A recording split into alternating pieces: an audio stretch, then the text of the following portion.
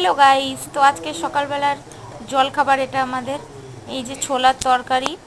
আর দেখতেই পাচ্ছ ছোলার তরকারি বানিয়েছে। আর যেটা সব থেকে দেখাবো সেটা হচ্ছে রাগির রুটি।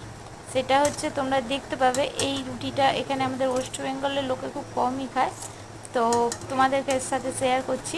এটা হচ্ছে রাগির রুটি, তোমাকে দেখাবো। এটা বানানো অন্যরকম একটা পদ্ধতিতে বানানো হয়, সেটা পরে শেয়ার করব তোমাদের সাথে। দেখো দেখাচ্ছি রাগির রুটি আর ছোলা বাটুরা, ঠিক আছে? না, আমাদের এখানে ছোলার তরকারি যেটাকে বলা হয়।